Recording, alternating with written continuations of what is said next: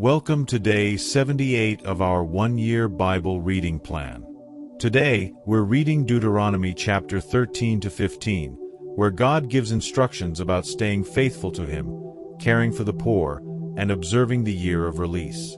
In Luke 2 verses 21 to 52, we see Jesus as a child, His dedication at the temple, His wisdom, and how He amazed the teachers. Let's dive in. Deuteronomy chapter 13. If a prophet, or one who foretells by dreams, appears among you and announces to you a sign or wonder, and if the sign or wonder spoken of takes place, and the prophet says, "Let us follow other gods, gods you have not known, and let us worship them," you must not listen to the words of that prophet or dreamer. The Lord your God is testing you to find out whether you love Him with all your heart and with all your soul. It is the Lord your God you must follow, and Him you must revere. Keep His commands and obey Him. Serve Him and hold fast to Him. That prophet or dreamer must be put to death for inciting rebellion against the Lord your God, who brought you out of Egypt and redeemed you from the land of slavery. That prophet or dreamer tried to turn you from the way the Lord your God commanded you to follow. You must purge the evil from among you. If your very own brother, or your son or daughter, or the wife you love, or your closest friend secretly entices you, saying, "Let us go and worship other gods," gods that neither you nor your ancestors have known, gods of the peoples around you, whether near or far, from one end of the land to the other, do not yield to them or listen to them. Show them no pity. Do not spare them or shield them. You must certainly put them to death. Your hand must be the first in putting them to death, and then the hands of all the people. Stone them to death, because they tried to turn you away from the Lord your God, who brought you out of Egypt, out of the land of slavery.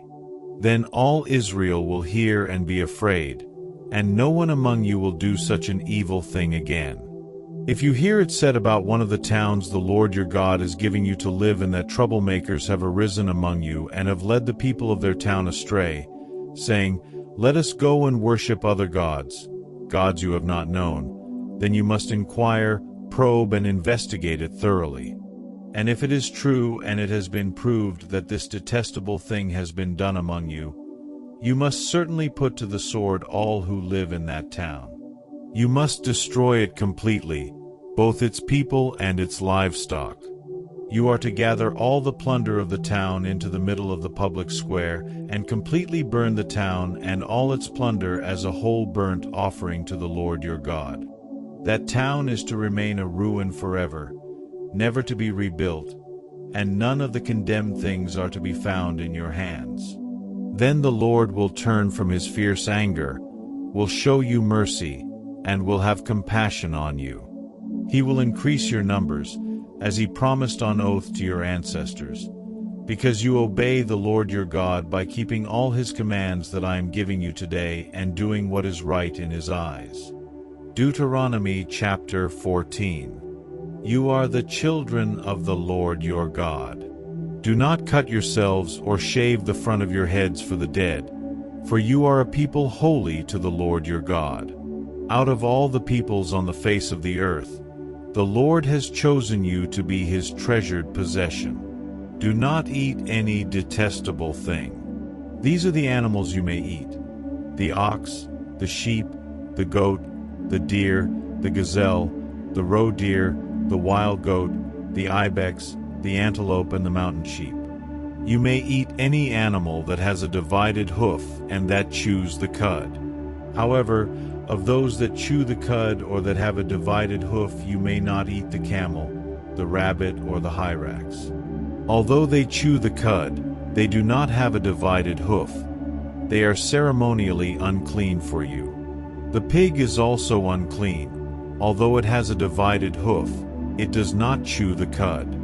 You are not to eat their meat or touch their carcasses.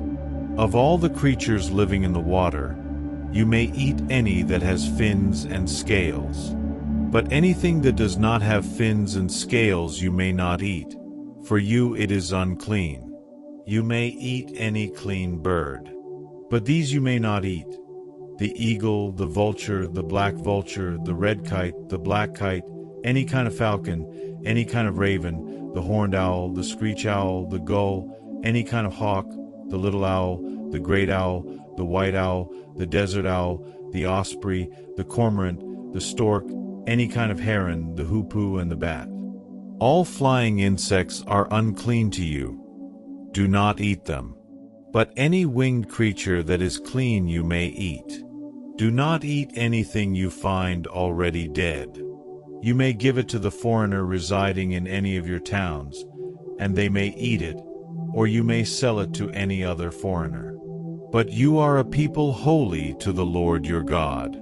Do not cook a young goat in its mother's milk. Be sure to set aside 1/10 of all that your fields produce each year. Eat the tithe of your grain, new wine and olive oil, and the firstborn of your herds and flocks in the presence of the Lord your God at the place he will choose as a dwelling for his name, so that you may learn to revere the Lord your God always. But if that place is too distant and you have been blessed by the Lord your God and cannot carry your tithe, because the place where the Lord will choose to put his name is so far away, then exchange your tithe for silver, and take the silver with you and go to the place the Lord your God will choose.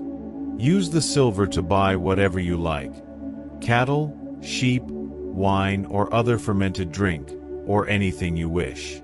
Then you and your household shall eat there in the presence of the Lord your God and rejoice. And do not neglect the Levites living in your towns, for they have no allotment or inheritance of their own. At the end of every 3 years, bring all the tithes of that year's produce and store it in your towns, so that the Levites, who have no allotment or inheritance of their own, and the foreigners, the fatherless and the widows who live in your towns may come and eat and be satisfied, and so that the Lord your God may bless you in all the work of your hands.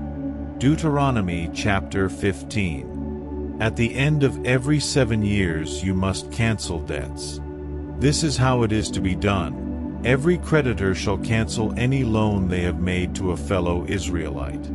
They shall not require payment from anyone among their own people, because the Lord's time for canceling debts has been proclaimed.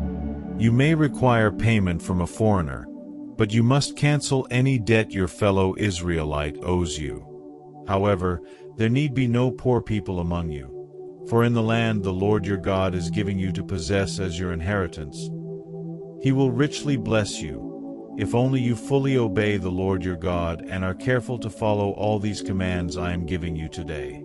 For the Lord your God will bless you as he has promised, and you will lend to many nations but will borrow from none. You will rule over many nations, but none will rule over you. If anyone is poor among your fellow Israelites in any of the towns of the land the Lord your God is giving you, do not be hard-hearted or tight-fisted toward them. Rather, be open-handed and freely lend them whatever they need. Be careful not to harbor this wicked thought: the 7th year, the year for canceling debts, is near, so that you do not show ill will toward the needy among your fellow Israelites and give them nothing. They may then appeal to the Lord against you, and you will be found guilty of sin. Give generously to them and do so without a grudging heart. Then because of this the Lord your God will bless you in all your work and in everything you put your hand to. There will always be poor people in the land. Therefore I command you to be open-handed toward your fellow Israelites who are poor and needy in your land. If any of your people, Hebrew men or women, sell themselves to you and serve you 6 years, in the 7th year you must let them go free. And when you release them, do not send them away empty-handed. Supply them liberally from your flock, your threshing floor and your winepress. Give to them as the Lord your God has blessed you. Remember that you were slaves in Egypt, and the Lord your God redeemed you. That is why I give you this command today. But if your servant says to you, I do not want to leave you, because he loves you and your family and is well off with you, then take an awl and push it through his earlobe into the door, and he will become your servant for life. Do the same for your female servant. Do not consider it a hardship to set your servant free, because their service to you these 6 years has been worth twice as much as that of a hired hand. And the Lord your God will bless you in everything you do. Set apart for the Lord your God every firstborn male of your herds and flocks. Do not put the firstborn of your cows to work, and do not shear the firstborn of your sheep. Each year you and your family are to eat them in the presence of the Lord your God at the place he will choose. If an animal has a defect, is lame or blind, or has any serious flaw, you must not sacrifice it to the Lord your God. You are to eat it in your own towns. Both the ceremonially unclean and the clean may eat it, as if it were gazelle or deer. But you must not eat the blood. Pour it out on the ground like water. Luke chapter 2, 21-52. On the 8th day, when it was time to circumcise the child, he was named Jesus, the name the angel had given him before he was conceived. When the time came for the purification rites required by the law of Moses, Joseph and Mary took him to Jerusalem to present him to the Lord. As it is written in the law of the Lord, every firstborn male is to be consecrated to the Lord, and to offer a sacrifice in keeping with what is said in the law of the Lord, a pair of doves or 2 young pigeons. Now there was a man in Jerusalem called Simeon, who was righteous and devout. He was waiting for the consolation of Israel, and the Holy Spirit was on him. It had been revealed to him by the Holy Spirit that he would not die before he had seen the Lord's Messiah. Moved by the Spirit, he went into the temple courts. When the parents brought in the child Jesus to do for him what the custom of the law required, Simeon took him in his arms and praised God, saying, "Sovereign Lord, as you have promised, you may now dismiss your servant in peace. For my eyes have seen your salvation, which you have prepared in the sight of all nations, a light for revelation to the Gentiles, and the glory of your people Israel." The child's father and mother marveled at what was said about him. Then Simeon blessed them and said to Mary, his mother, "This child is destined to cause the falling and rising of many in Israel, and to be a sign that will be spoken against, so that the thoughts of many hearts will be revealed. And a sword will pierce your own soul too." There was also a prophet, Anna, the daughter of Penuel, of the tribe of Asher. She was very old. She had lived with her husband 7 years after her marriage, and then was a widow until she was 84. She never left the temple but worshipped night and day, fasting and praying. Coming up to them at that very moment, she gave thanks to God and spoke about the child to all who were looking forward to the redemption of Jerusalem. When Joseph and Mary had done everything required by the law of the Lord, they returned to Galilee to their own town of Nazareth. And the child grew and became strong. He was filled with wisdom, and the grace of God was on him. Every year Jesus' parents went to Jerusalem for the festival of the Passover. When he was 12 years old, they went up to the festival, according to the custom. After the festival was over, while his parents were returning home, the boy Jesus stayed behind in Jerusalem, but they were unaware of it. Thinking he was in their company, they traveled on for a day. Then they began looking for him among their relatives and friends. When they did not find him, they went back to Jerusalem to look for him. After 3 days they found him in the temple courts, sitting among the teachers, listening to them and asking them questions. Everyone who heard him was amazed at his understanding and his answers. When his parents saw him, they were astonished. His mother said to him, "Son, why have you treated us like this? Your father and I have been anxiously searching for you." "Why were you searching for me?" he asked. "Didn't you know I had to be in my father's house?" But they did not understand what he was saying to them. Then he went down to Nazareth with them and was obedient to them. But his mother treasured all these things in her heart. And Jesus grew in wisdom and stature, and in favor with God and man. Thank you for joining today's Bible reading. Jesus grew in wisdom, stature, and favor with God and man. What a great example for us. What stood out to you today? Drop your thoughts in the comments. Don't forget to like, share, and subscribe for more daily Bible readings. See you tomorrow.